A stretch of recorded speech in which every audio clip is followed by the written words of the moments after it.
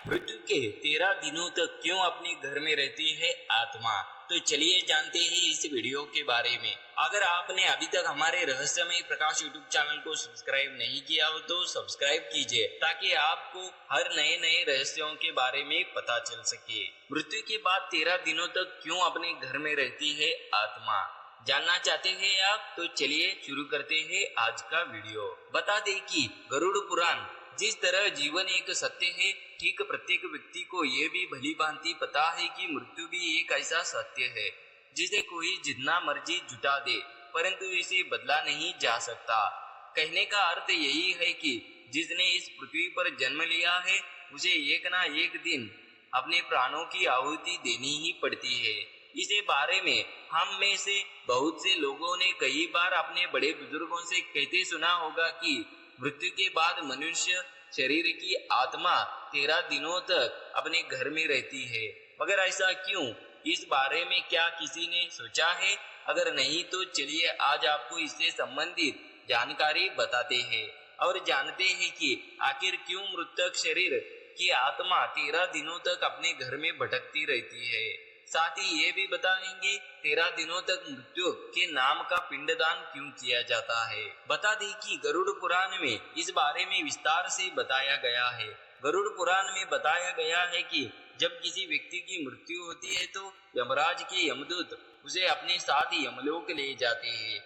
यहाँ उसके अच्छे और बुरे कर्मों का हिसाब देते हैं और फिर 24 घंटे के अंदर यमदूत उस प्राणी की आत्मा को वापस घर छोड़ जाते हैं। यमदूत के द्वारा आत्मा को वापस छोड़ जाने के बाद मृतक की आत्मा अपने परिजनों के बीच भटकती रहती है और अपने परिजनों को पुकारती रहती है, लेकिन उसकी आवाज को कोई नहीं सुन पाता। यह देखकर मृत व्यक्ति को आत्मा बेचैन हो जाती है और जोर जोर से चिल्लाने लगती है। इसके बाद आत्मा अपने शरीर के अंदर प्रवेश करने की कोशिश करती है, लेकिन यमदूत के पास बंदिश होने के कारण वह मृत शरीर प्रवेश नहीं कर पाती। इसके अलावा गरुड़ पुराण की माने तो जब यमदूत आत्मा को उसके परिजनों के पास छोड़ जाती है तो उस समय उस आत्मा में इतना बल नहीं होता कि वो यमलोक यात्रा तय कर पाए।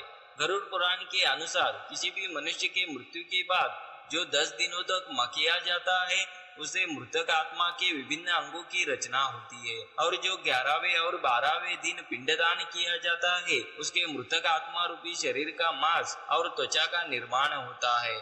और जब 13वीं की जाती है उस दिन मृतक के नाम का पिंडदान किया जाता है, उसी से यमलोक तक की यात्रा तय करते हैं। अर्थात मृत्यु के बाद मृतक के नाम का जो पिंडदान किया जाता है उसी से ही आत्मा को मृतलोक के यमलोक तक यात्रा करने का बल मिलता है। इसलिए गरुड़ पुराण में बताया गया है कि जब किसी मनुष्य की मृत्यु हो जाती है तो उसकी आत्मा 13 दिनों तक अपने परिजनों के पास घर में भटकती रहती है और उसके बाद आत्मा मृतलोक से यमलोक की ओर निकल पड़ती है, जिसे पूरा करने के लिए उसे 12 महीने यानी 1 साल का वक्त लगता है। इतना ही नहीं, मान्यता के अनुसार 13वें दिनों तक मृतक के नाम किया गया पिंडदान उसके 1 वर्ष के भोजन के समान होता है।